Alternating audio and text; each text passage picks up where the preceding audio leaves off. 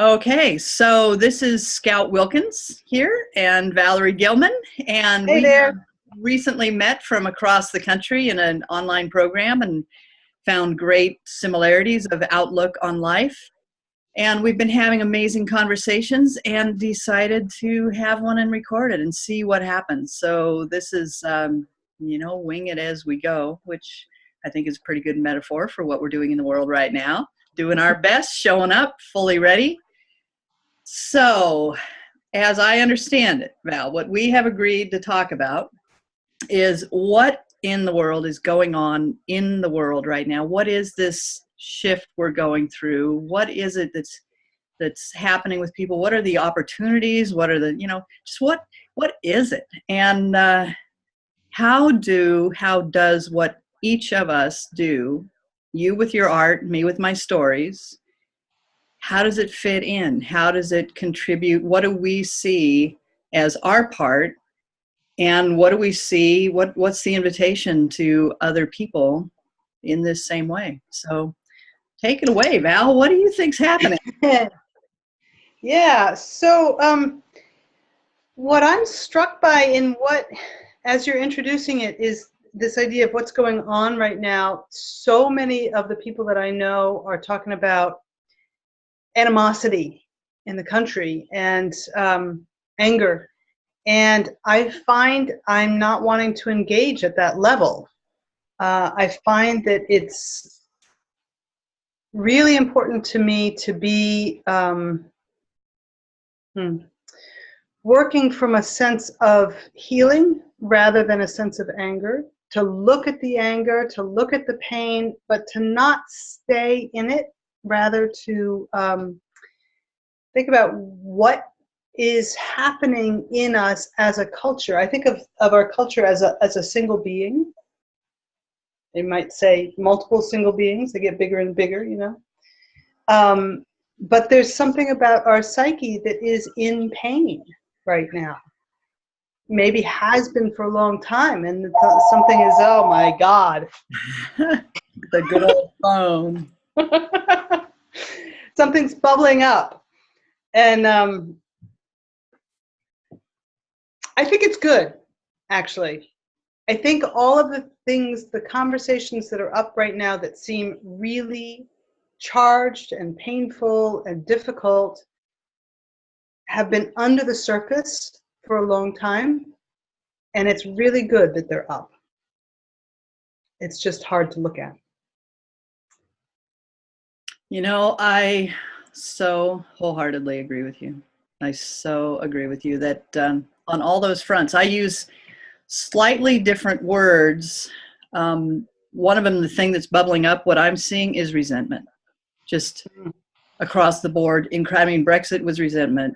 The election of Trump was resentment. It's throughout there's just this resentment that is so palpable and so huge. And, that's where terrorism comes from. And what I see in that is there's terrorism externally, but also terrorism in your body. The autoimmune response to, they're just, I see it as a fractal. You can see it in your cells, in your body, in the community, in the world, that this resentment is just so pervasive. And I completely agree that I do not want to come from a place of anger and resentment.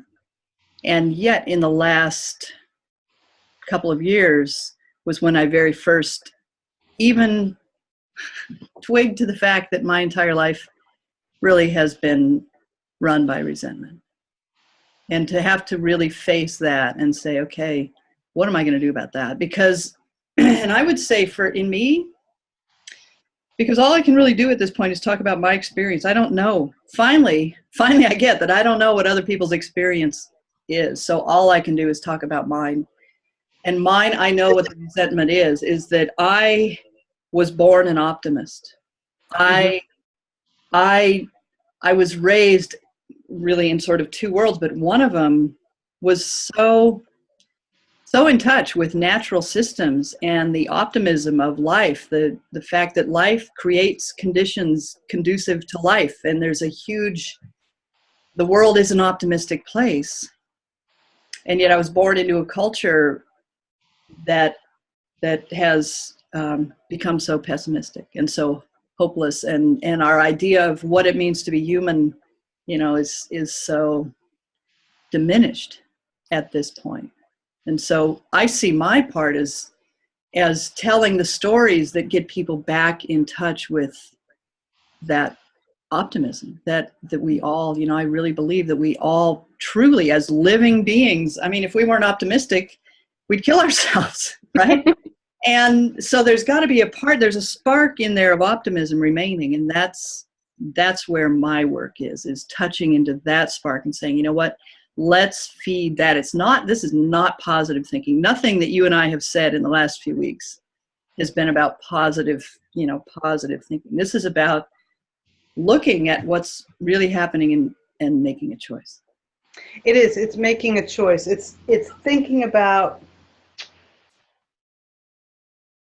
how do we want to exist in the world. When you talk about optimism, for me, the way I translate it for myself is there's a wholeness that we each have, and that I agree with you about the fractals. There's layers and layers and layers. You can go down to the atomic level. You can go to the cellular, to the singular organism, actually multiple organisms within my organism,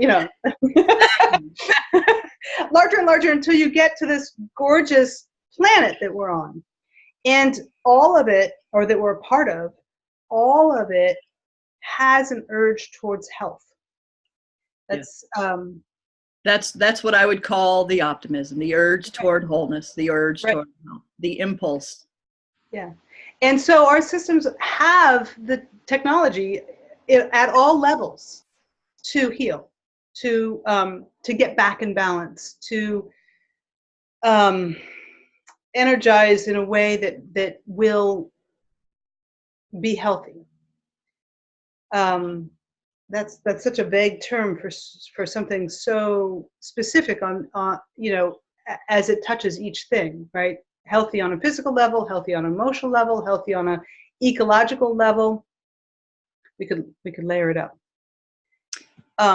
Yeah. And the work that I do, you're talking about stories, bringing up the stories.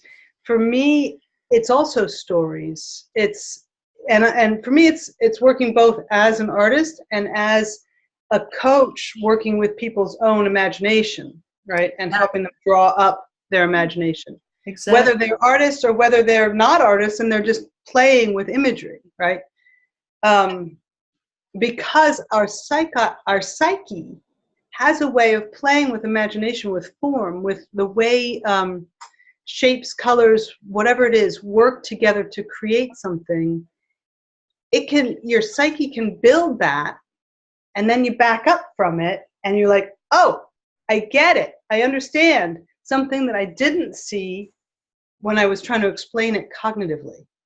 You're really helping me get in touch with something that, oh, this is so good. Yeah, that thing about imagination. What that took me to is a thought I've had recently that I notice when clients come to me, and the first thing we do is imagine what they really want. Or it's actually, that's just hard. That's a hard thing for a lot of people, to really, truly say what they really want. So then we start working with individual things, and I do a lot, I do some parts work. And so I invite them to say, well, if you could see this, what would it look like? And they're just, oh, I'm no good at visualizing. I just don't see images. There's this whole story of what they can't do with the creative. And I say, well, that's okay, because we're just making this up anyway. We're told. So if you pretended to see it, what would it look like? Exactly. Oh, well, if I could pretend to see it, it's a little green blob over there in the corner, and it's a little bit angry, and it's got spikes, and it's, they've got this entire thing. And I think that at the end of the day, as people have managed to, in a culture that has put creativity over here, that belongs to the artists or the writers or these people that we have on pedestals. And by the way, those people are broke or crazy or whatever. So we don't really want to be them. So that's where creative is, right? And I'm not speaking of everybody, but I think this is one of the pieces. Oh yeah, that's one of our huge cultural stories. The big cultural story. I'm not creative, right? But the thing is, the choice point we're at right now is that we are moment by moment creating the world that we're in. We're creating it by imagining what's going to happen, and then we step into it. And we do it largely unconsciously. The choice is to make that conscious, and so the pessimism would say, well, without realizing it, a pessimistic outlook says, God, if I say this, they're going to attack me. I'm going to be a pariah. Heaven forbid, I am not going to be creative because all these things are going to happen, right? That's the scarcity view, the closed down. But being able to move to that more free view of saying, okay, yeah, it's scary, and I'm going to do my art. I'm going to say what I think. I'm going to write my ideas. I'm going to record a Zoom meeting that I don't even know where it's going to go, but we're going to talk from the heart, and I'm going to do this thing, which I've got to tell you, Valerie, 5 years ago, this would not have happened, without some sort of script or something. It's a process. It is a big process to feel safe enough to be optimistic and to be creative. I guess I would say optimism and creativity are the same thing. Really. I have to chew on that. It does feel like, I don't know if you ever experienced this. I go through a cycle on a regular basis. We talked a couple weeks ago, maybe it was last week, and I got so charged up with what we were talking about, and I figured out, cha-chink, what I wanted to do with a workshop I want to teach. Fabulous workshop having to do with sourcing creativity through the body, working sensation, working anatomy, understanding, allowing the imagery to come up out of that. It's a workshop I've done before. It's a workshop I would love to do again.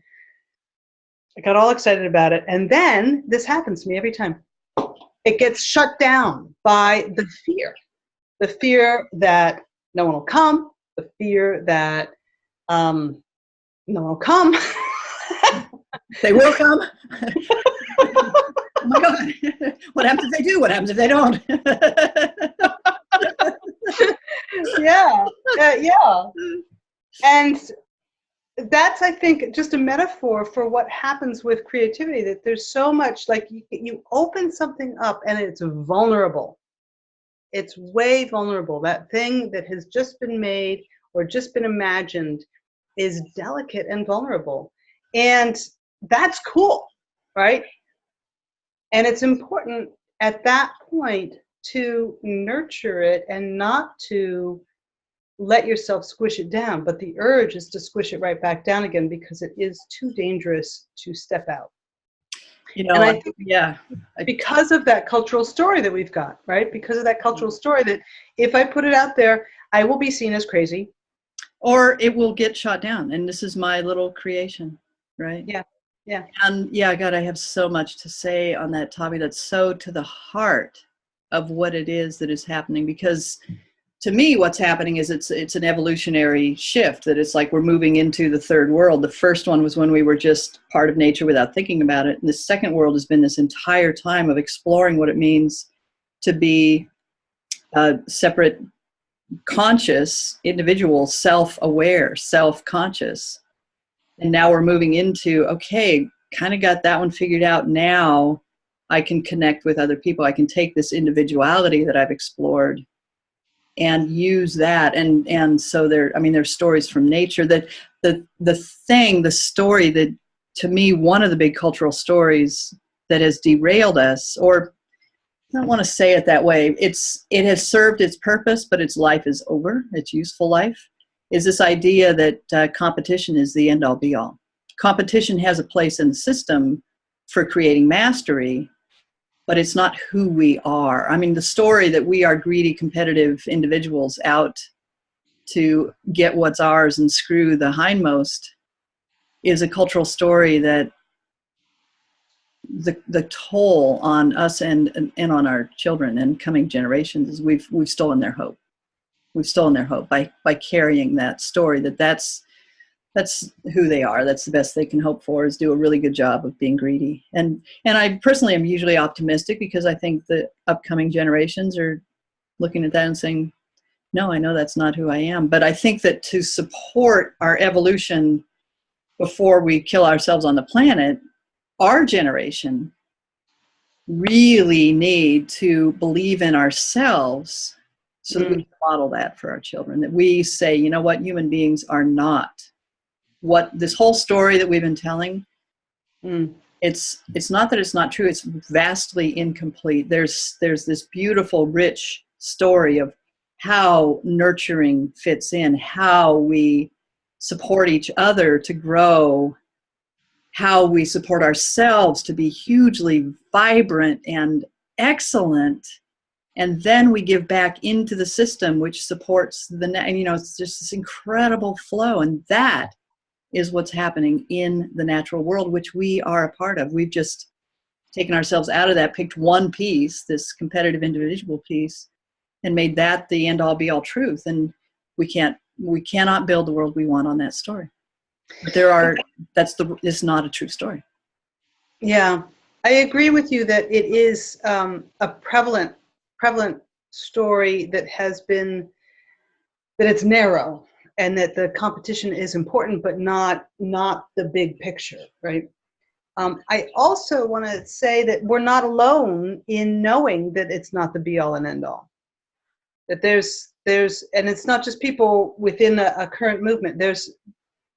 You look at like ecobiologists who have known forever, and you look at ecofeminists who have been working on this for a very long time, and I can't name all of the. Oh, it's a great point. It's all over the world. It's humankind, the impulse to know that we are more than this. That's just one story. There are so many stories of what we're not. Yeah. The impulse to say, you know what, I'm tired. I mean, Elizabeth Gilbert, that wrote Eat, Pray, Love, she's got a Facebook page that I follow somewhat. And she put a post on saying something about this little feeling that people have that I don't know what I want, but I can tell you what I don't want, and it's this. And I think it got, at the end of when I quit following it and just having my jaw dropping, it had thousands of responses of people pouring out their story of that's exactly. And so my great optimism comes from that huge impulse that, yeah, this is unsustainable. It's not life affirming, and it's not me. So I don't know where I'm going, but it's I'm and that place, I don't know where I'm going.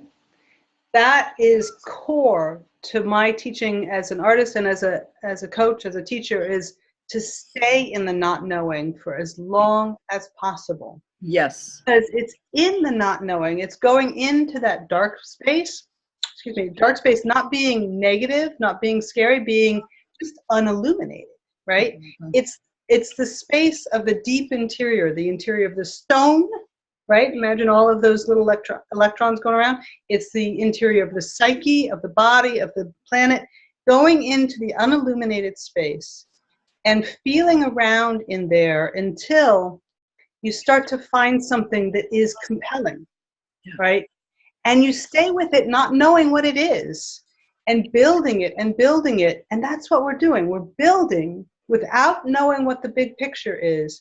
And when we get it up here and we see it, right, then we can bring our cognitive brain to it and say, this is what we're working on. This is the thing that's going on.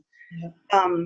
I believe so profoundly that we need to trust our non-conscious, non-cognitive thinking. Yeah.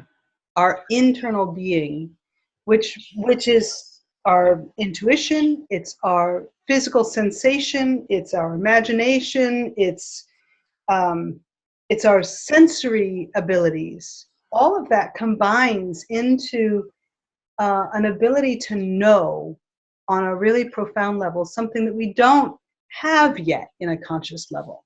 And know is one of those funny words. Yeah. That it's a completely different knowing than what knowing in your head, having an Yeah. explanation. It's a knowing without need for an explanation. It's a gut level. I'm standing on the ground. I know gravity exists because I'm here. Yeah. I'm Exactly. right here and I'm not floating away, and here it is.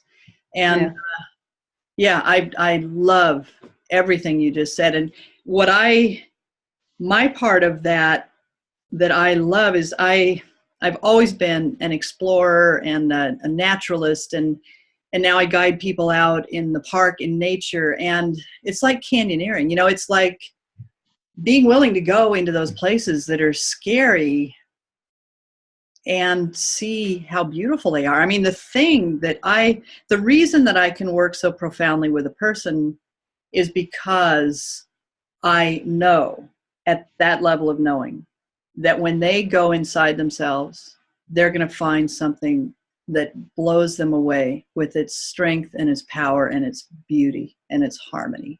Absolutely. There's no question. That's the reason for a guide, for a coach, whatever, it's the reason to go there with somebody who not just knows you're going to be okay, but can keep you safe while you do it. I know how to pick the ropes and the carabiners and how to find the trail if we get off the trail. And Right. So it's not just scrambling around in the wilderness. Right. You've got a guide that can help you with all those safety things, and that trusts when you don't know at all. The guide is there saying, no, it's there. It's okay. I know that mountain is there. Put your feet down. I know that you're treading water and you don't believe there's a bottom, but trust me, stop treading quite so hard and you put your feet down. It's there. God, there was a bottom. Oh, yeah. Yeah, that's awesome. But it's also, the importance, like in your work, the importance of just plain knowing little things, like when you're working with clay, get the air bubbles out of it, because if you don't, when you put it in the kiln, it's going to explode and all the work you did is going down the drain. So there are just things to know. Technical things to know, yes. Technical things to know. Also, I think the thing that people who I work with, well, there's so many different levels, right? I do teach it as a technical thing, and that's a lot of fun to see what happens there. But I think a lot of times it's trusting that I do have a creative urge, trusting that I being my client, knows something worth expressing. Yeah. I have something worth expressing. Yeah. Having another human being sit with you and know that.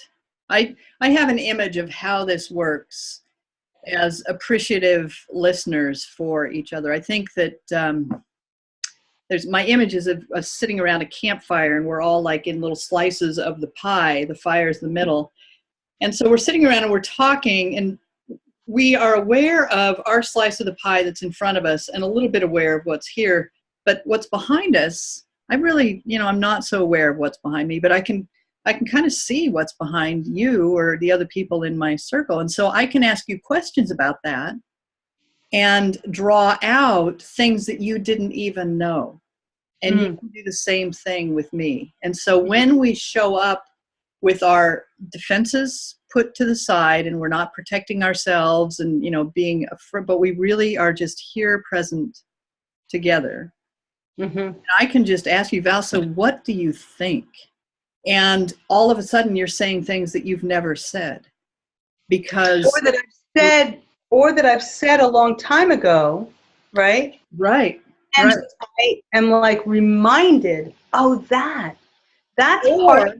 There's these two things that you did say, and all of a sudden you see how they connect. It's like, oh my God. And there's the big inside epiphany. And so, the conversations are so important. The drawing out of each other, so important. And that's the thing. I think a lot of our systems, I think we've systematized communication. We've tried to be safe in our communication. I think that's where political correctness comes from, and all these rules about how we're going to behave together is try to keep from actually having these scary conversations. But the scary conversations are where that's where life is. Our big conversations. I think so. There's a couple of points I want to come back to that you said. One is this thing of, it's far back, that we're part of the planet. We're through different stages. We're part of the planet. And then we've been feeling ourselves as individuals, cognitive beings, conscious beings, right? And now we're beginning to reach out to other, right? I had to smile when you were saying that. That is the beginning of the theory that, oh, I had her name a minute ago.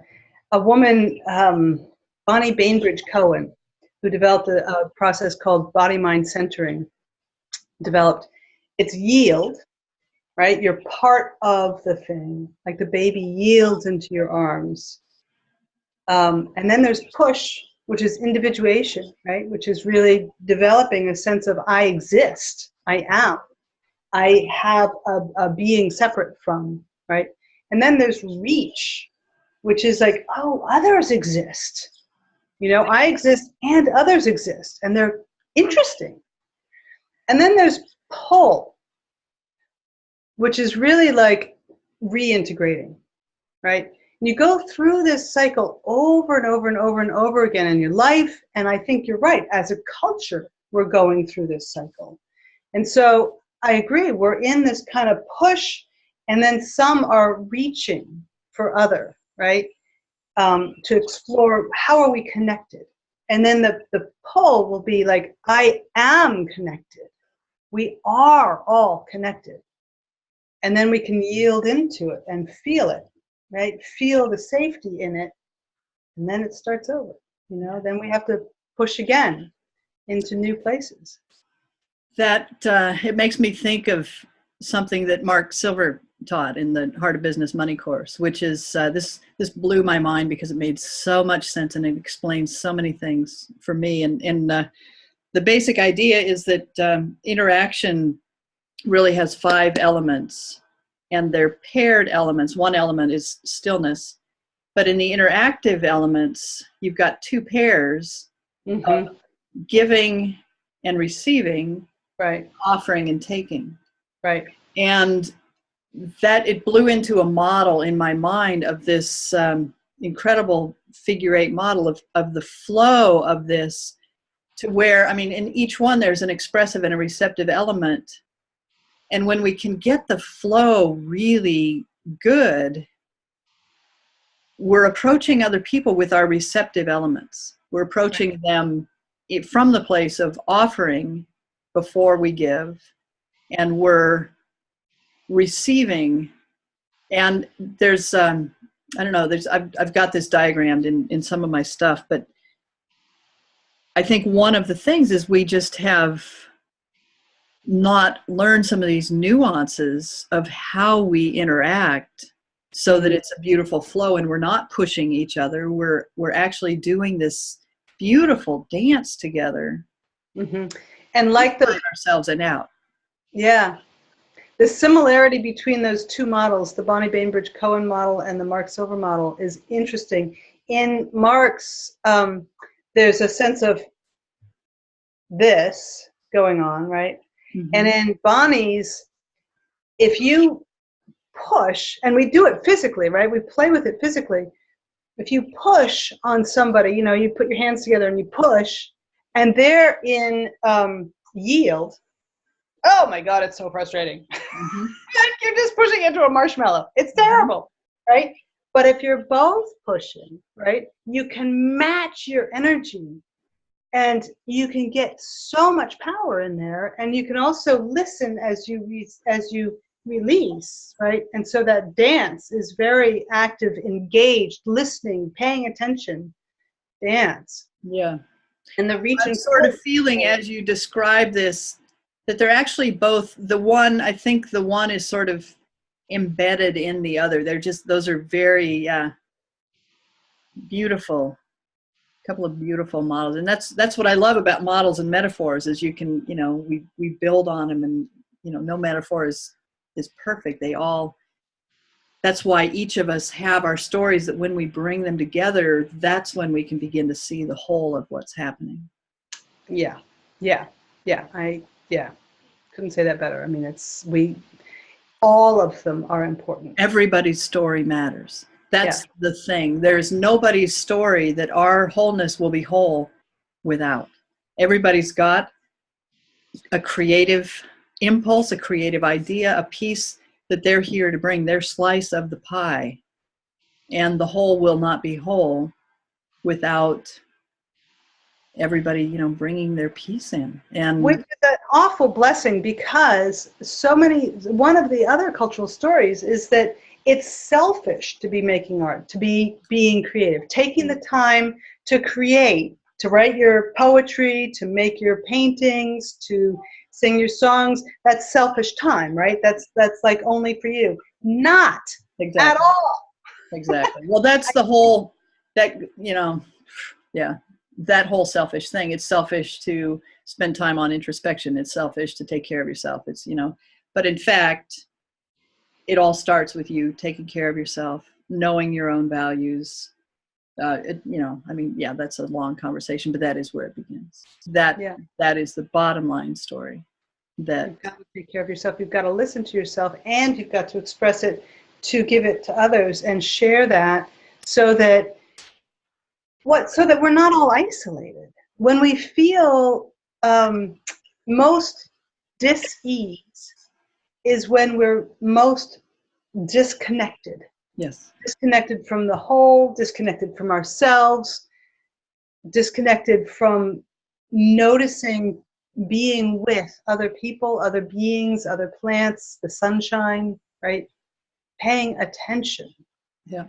And yet that connection is so scary because of our anticipation that if we reach out to connect, we might be attacked. Or rejected. Yeah. Or just ignored. Just not connected with. Yeah. Yeah. Not wanted. Not wanted. Oh. Yeah, to me, I track a lot of this also through human development, and I think that one of the places we got off track, or you know, went down this other path of exploration. Well, what would happen if we do this? Is when in the selfishness model, when we decided that we had to teach our kids to share before they had actually fulfilled their developmental cycle of, this is mine. You know, little children need to know what's theirs and to feel completely safe, and this is mine. And when they've got that fulfilled, then the overflow of wanting to share, it's a natural human impulse. But if they're forced to share before they've fulfilled their own understanding of what's mine, then that's going to be a perennial hole. And it's something that a person can go back and do that filling themselves. And that's part of the inner work that, you know, it's called selfish, but actually the selfish thing is to not do that, to be walking around the world as a gaping hole that you need other people to fill. Yeah. Yeah. That is, I've seen it in so many ways. You've probably seen it too, that people who are wounded and in pain and then expecting others. I've lived through it myself. I've seen the cost in my own life, with my children, with my, you know, it's not that I mean, sure, of course I've seen it with other people, but places I've explored have been very personal, upfront, close, personal, and I really get it. Which I think, you know, I mean, having gone through that, that's what makes a person a profound coach, is having gone through that territory. The reason I can guide out in the wilderness here is because I know the country. And it's okay. It's beautiful. Even when it's hot, even when it's dry. Yeah. It's amazing. Even the things that you think are going to terrify you, see it, you know, tarantula walking along, and they're actually an amazing creature that you can have an incredible interaction with, you know. The rocks, it's so good out here. Yeah. So good in the world, in ourselves. It's all so good. I'm so sorry.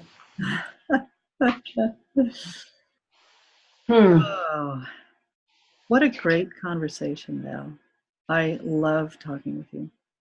I really love it. It's fun, isn't it? I'm really glad we recorded this, you know, whatever we do with it. I hope we share it, you know, I mean, obviously we can share it easily some way, but yeah, just getting this kind of conversation out there, you know, whatever the conversations are. I mean, that's the thing, I think, is to have the conversations that matter. I agree. I agree. Yay. Yay. All right. Wow, feels like this conversation Natural is about growth. ready to close off. Yeah. So let's call this the end. Okay, I'm going to stop the recording. Thank you.